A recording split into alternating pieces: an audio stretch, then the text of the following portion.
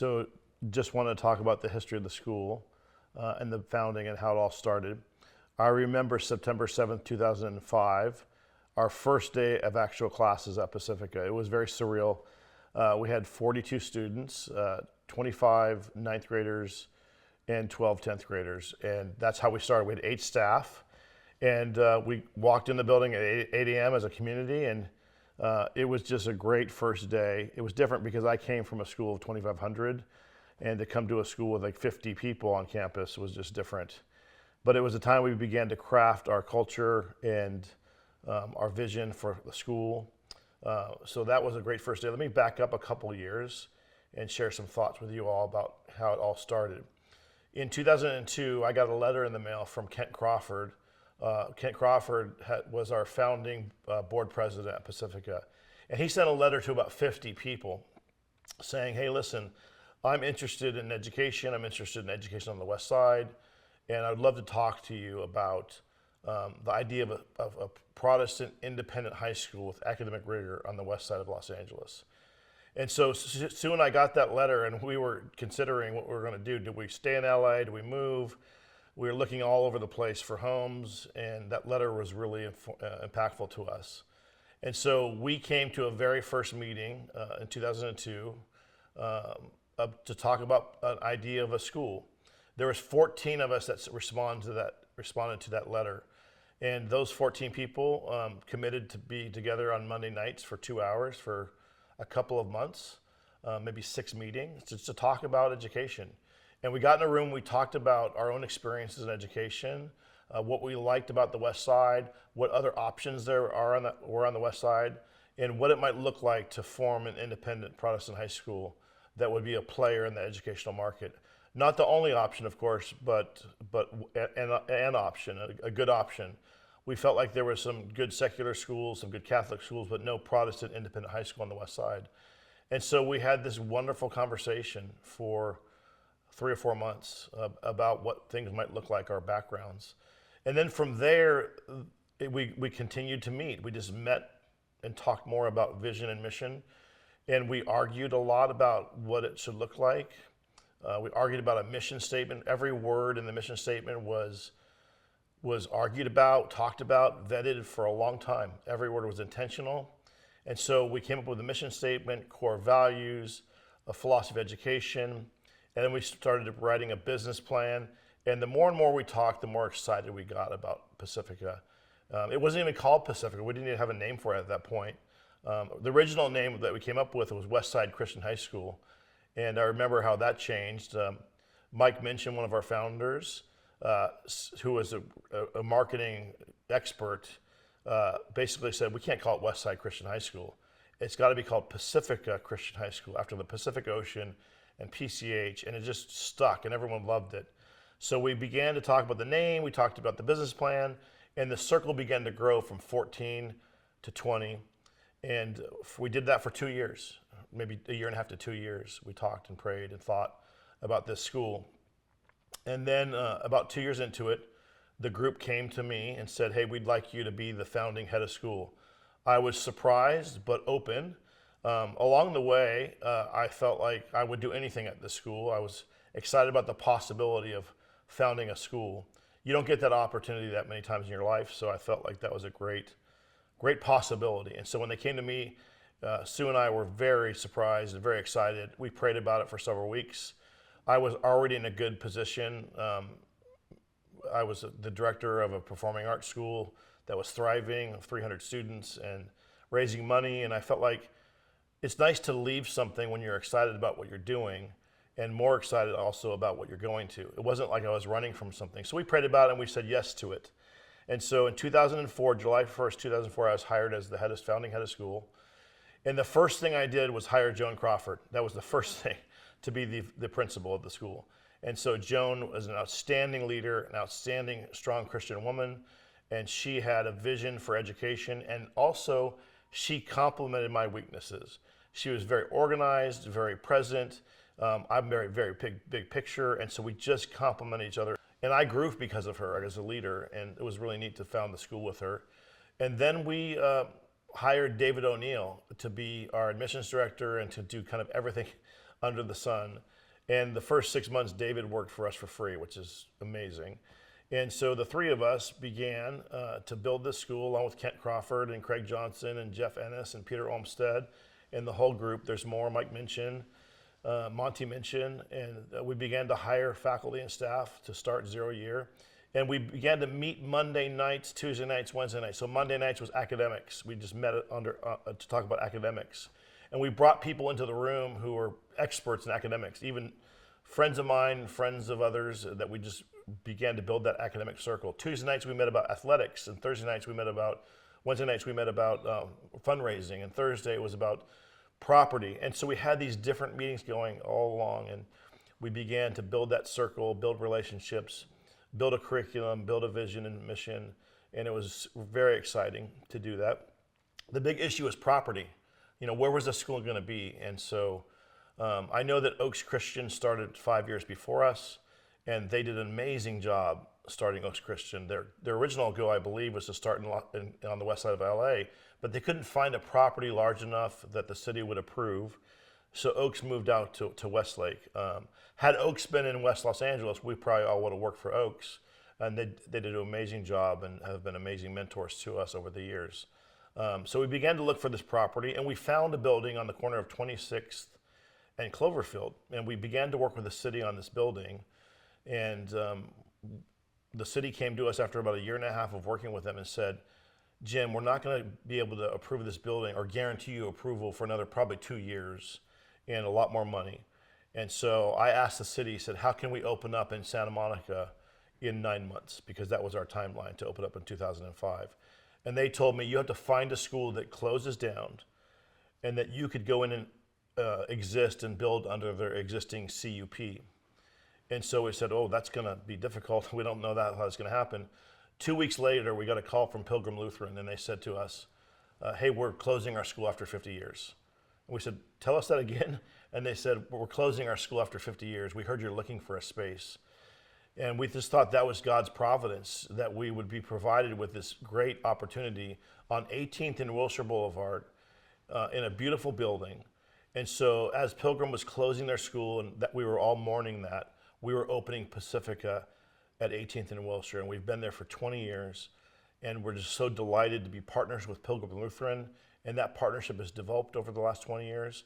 And so now we had a space, and then we began to just meet families. We went out to churches and middle schools and began to network and meet families and share this story of this school. And in the beginning, we didn't have a reputation, obviously. We didn't have really much of a building yet. We locked the Pilgrim Lutheran building down, but what we had was our people. And that's what we presented to parents. We said, we think you'd want your kids to be with this group of people. And so many of our parents in the beginning were entrepreneurs and pioneers, and they came with us. David Hammer was one of our first students, Davia Walker, Derek Williams, and there's so many more, Ryan Cooper, there's so many more students that came along with us to found this school and their families. And so it's been a wonderful journey. Thank you to Kent Crawford for sending that initial note out and having the courage and the vision to lead this school as the founding board president. Thank you, Joan Crawford, for being a principal, David O'Neill for just being the guts of the school. And so many things happened with David and I and Joan. The retreat, we founded the retreat we've done for 20 years now. And the first retreat was on El Capitan State Beach up in Santa Barbara. We were in tents. Now we're at Lost Canyon in Arizona. We've done Mr. Pacifica, the travel trips. We went to the Florida Keys in the very first year. We went to Yosemite. We went to New York City. We had such great stories and experiences founding that travel program, our student life program, our athletics program. The very first basket in Pacifica history was scored by Cameron Bell. I remember it. We were at Campbell Hall in a scrimmage, and Cameron Bell hit a layup, and there was our first points in Pacifica history. And our very first play was Crimes of the Heart. And then in the courtyard, we did Taming of the Shrew, Shakespeare's Taming of the Shrew. And the Screen Film Festival was founded the very first year. And so there's so many great things about the founding of this school, and so many great stories and so many great people. In this very room was the very first fundraiser. The Olmsteds, Peter and Cynthia Olmsted, hosted the very first fundraiser in this room for the school. And we have many, many events here, from strategic planning events to staff retreats to Christmas parties, to more fundraisers. So much good has been done at the Olmsted home here. And so we're very thankful for just the memories, and we're thankful to pass it on and for the next 20 years, pass it on to the future. So my name is Jim Knight, and I'm the head of school at Pacifica. And I'm just so thrilled to have been, this is my 21st year, to have been a head of school for the last 20 years at the school. I was on the founding committee. And the question might be asked, why did I get involved? Well, I grew up on the west side of Los Angeles. I went to a public high school, Culver City High School. I went to UCLA. And when I started my career, I went back to Culver High, where I went to high school, and began to teach history and coach and run student life. And I started a performing arts school, a school within a school there. And I always dreamt of what it would be like to start your own school. And I dreamt of that with my friends. To start your own school where you can create it and dream it, and the answer was always going to be yes. In the public system, there's a lot of yeses, and there's also a lot of no's. So, and my friends and I were able to do really good work in the public system, and I kind of miss it. But at the same time, I was wondering what it would be like if the answer was always yes. If you just worked hard and raised the money and the answer could be yes, you get rid of the obstacles and the red tape. And the other thought was, we've ripped theology out of education in the last 100 years. Theology is the heartbeat of a good education, asking big questions like, is there a God? Is God good? Why did the innocent suffer? What does it mean to love another human being? These are big questions that I started tackling my freshman year at UCLA. And when I got to UCLA, I wondered to myself, why couldn't I tackle these questions in 10th grade and 9th grade? And so thinking of starting a school, the idea of integrating faith and learning became really exciting to me. And because it helps take care of the whole person, it helps the individuals are layered. We have a soul, we have emotions, we have a mind, we have desires, and we need to craft and shape all of those things about us. And so adding theology into the curriculum was a special idea that really got me excited. And so that's kind of why I miss being in the public school system. I miss that being at my alma mater and founding that performing arts school. But this was the right next step for us, for our family and our friends, to do something different where we can help students thrive, help parents thrive, help faculty thrive. I think one of the great things about Pacifica is that it's transformed our family, it's transformed me. Because what we're trying to do is help grow students, but the key ingredient here is the staff on campus are growing. They're seeking to do better. They're seeking to think and live well. And so if they're seeking and open to growing and getting better, that's kind of in the atmosphere at Pacifica. And so when you ask students to grow and be formed and to take risks, if you're not doing that yourself, it just doesn't sit well. So they follow our example of growing and thinking and living well and being formed. It's part of who we are as a community. So it's exciting to be at Pacifica. It's exciting to work with this current crew. It's one of the best administrations and staffs we've ever had at Pacifica. They set a great example. They're very committed. They work very hard. They're very gifted. They know their areas of weakness. They know their areas of strength, and we really complement each other really, really well. And after 20 years of being on 18th and Wilshire, we've kind of established a rhythm for the school, and we're definitely looking forward to the next 20 years. People ask what makes Pacifica unique, and I think that every school has great programs, great athletic programs, science programs, English programs, travel programs, athletics and arts programs. But what makes Pacifica unique, we have great programs, you expect that. But our vision and mission is to help form students. We want to make sure that students are growing as human beings. And so we talk about building lives over resumes. You can build a great resume, and our students have great resumes, our staff have great resumes, our board have great resumes. And the students coming in 8th grade into 9th grade at Pacifica from 8th grade, they have strong resumes. They're doing things in music and sports and leadership. They're good students. And by the time they leave us, they're going to have great resumes. The question is, are they going to have a great life? So we're about building lives, not just simply helping students achieve. And so when they leave us, hopefully they have a foundation for a great life. We all see in culture people that have great resumes. They went to a great college, is very successful in life, but they're not great people. We see it in media, in sports, in politics, in law, even in ministry. We see it all over the place where people are not leading great lives even though they have these great resumes. And that's not what we want for our kids. I always tell this story when I meet parents about my oldest daughter, Lindsay. She went off to UCLA. That's where my wife and I went. And she loved Pacifica. She went to Pacifica and she was taught to love learning and to build her life and to build a foundation, and that she was being formed with virtue and meaning and purpose and faith. And so she went off to UCLA and she came home over Easter break. We live about 15 minutes from UCLA. She came home and said, "Dad, I think I picked the wrong school."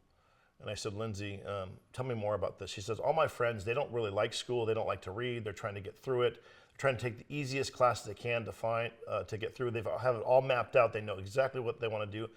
I don't know what I want to do. I like to read. You taught me that education is not a means to an end, but an end in itself.